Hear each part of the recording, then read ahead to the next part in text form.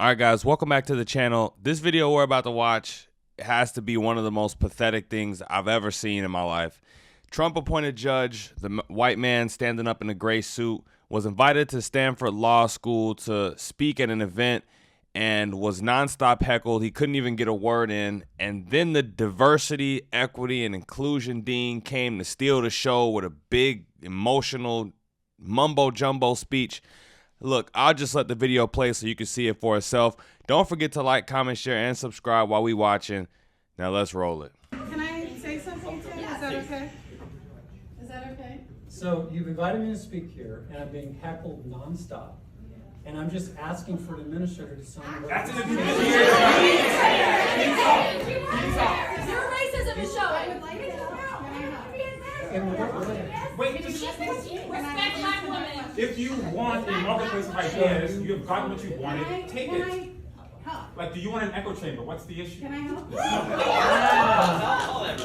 I guess I have prepared remarks, but they're And not I want letting, you to be able they're not I letting want me you to be get. able to prepare. Go. Okay. Yes, please.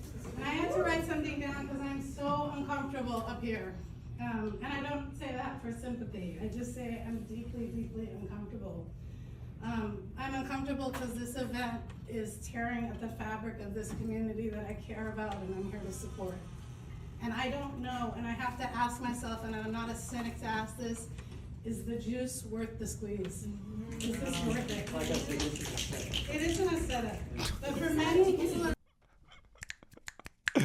Yo, I would have lost it if I was in the crowd and I heard them start snapping. this law school who work here, who study here, and who live here, your advocacy, your opinions from the bench land as absolute disenfranchisement of their rights and does land. Let me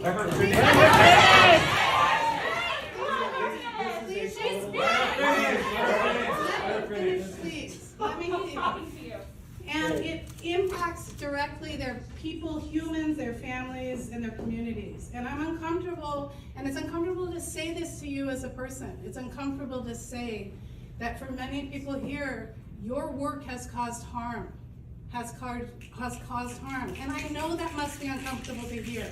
I know that must be. Let me please finish, and I want to give you space to finish your remarks too, Judge Duncan. I'm also uncomfortable because many of the people in the room here I've come to care for, and in my role at this university, my job is to create a space of belonging for all people in this institution. And that is hard and messy and not easy, and the answers are not black or white or right or wrong. This is actually part of the creation of belonging. And it doesn't feel comfortable, and it doesn't always feel safe, but there are always places of safety, and there is always an intention from this administration to make sure you all can be in a place where you feel fully you can be here, learn, grow into the amazing advocates and lawyers and leaders that you're going to be. We've reached a level of soy that is unprecedented. We have reached levels of softness that I never thought we would actually get to. But here we are. This diversity dean invited this man to speak at their school and has more words for him than the unruly students that won't even let him speak. This really shows the bratty nature of a lot of these quote unquote intellectual students, and it's a no-brainer why they think the way they do and why they're so entitled to the beliefs that they have, because you got a dean like this who's more concerned about making everyone feel comfortable and included and inclusive and all of this crap, instead of actually teaching them law. They could learn something from this man if they would just shut up and listen for 20 minutes. But no, he's threatening their safe space. Ugh. I'm also uncomfortable because it is my job to say you are invited into this space. You are absolutely welcome in this space that people learn and again, live. I really do wholeheartedly welcome you, because me and many people in this administration do absolutely believe in free speech. We believe that it is necessary. We believe that the way to address speech that feels abhorrent, that feels... Why is this guy biting his fingers? He's been doing this since the beginning of the video. It's creeping me out. Harmful, that literally denies the humanity of people, that one way to do that is with more speech and not less. And not to shut you down or censor you or censor the student group that invited you here. That is hard, that is uncomfortable, And that is a policy and a principle that I think is worthy of defending even in this time. And again, I still ask, is the juice worth the squeeze? What does that mean? I mean, is it worth the pain that this causes and the division that is? She just contradicting herself. How can she say I'm all for free speech? You know, the students we invited you here. We want you to speak. We want you to talk. But is the juice worth the squeeze? Like, what do you mean? That makes no sense. If you really for free speech like you say you are, then yes, the juice is worth the squeeze. These students who got a problem, these students who crying, got to get over it. Because everyone in life who they talk to is not going to agree with them. It's like they've never spoken to anyone who disagrees with them. Like they've only seen tweets of people they disagree with online. They've never actually been confronted with disagreement and dissent. Crazy.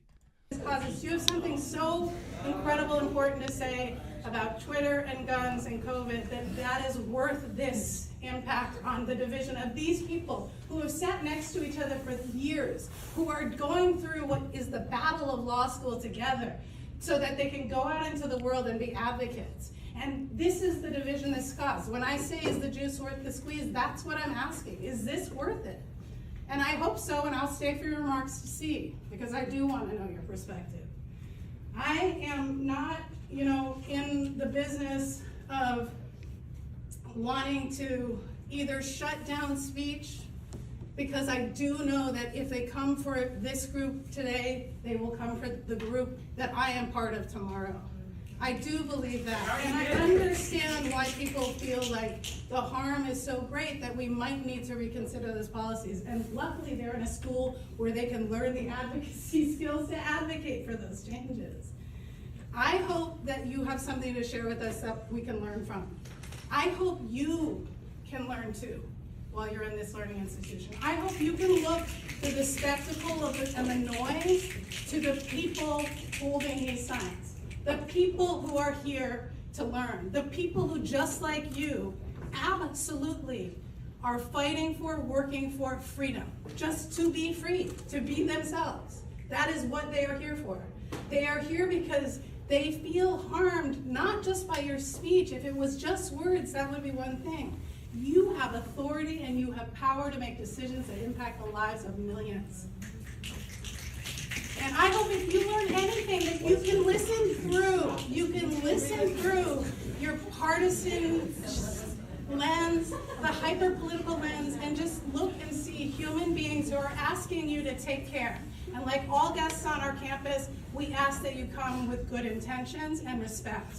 And I do want to hear your remarks, and I do want to say thank you for protecting the free speech that we value here of our speakers and of our protesters. And I want to remind you all of one thing.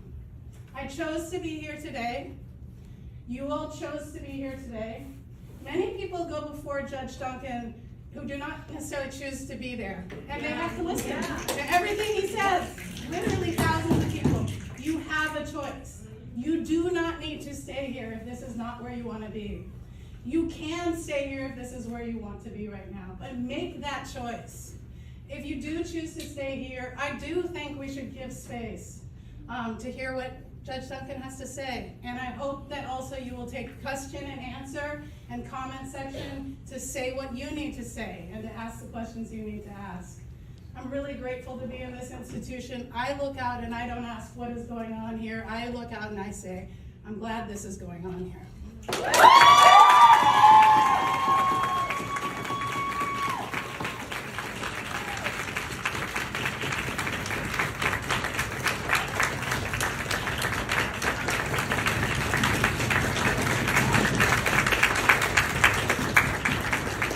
She just said that she wants this guy to speak, and they was all just heckling him, preventing him to speak this whole time. It's interesting to me that she said, I hope you come in good faith. I hope you came to listen and blah, blah, blah. But he didn't even get a chance to speak. It'll be one thing if he came and he's silencing people. He's not answering questions. He's, ignoring people who disagree with him and etc. But he hasn't even been able to get through his speech. You have to give him a chance to show that he's good faith or not. This is where we headed as a society, huh?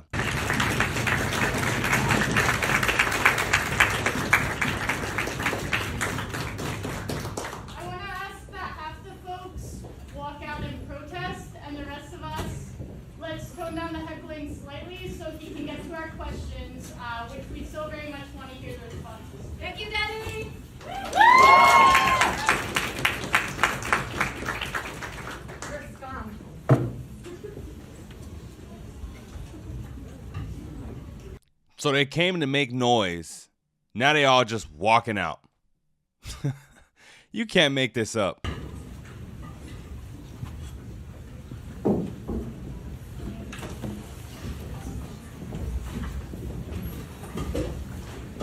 feel safer now?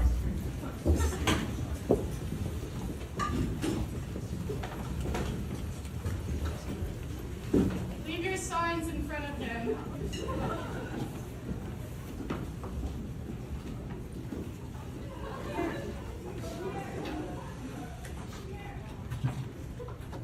Yo, this is ridiculous. Feel safe to on the front. It's upside down. It's upside down. So are your views. It's upside down. It's supposed to be upside down? It's supposed to be upside down. So you can see it here, everybody. This is what the safe spaces are creating. A bunch of grown-up babies who can't handle dissenting opinions. But that's it for the video, you guys. Let me know what you thought about this in the comments down below. Don't forget to like, comment, share, and subscribe on your way out the door. And until next time, I'm out of here. Peace.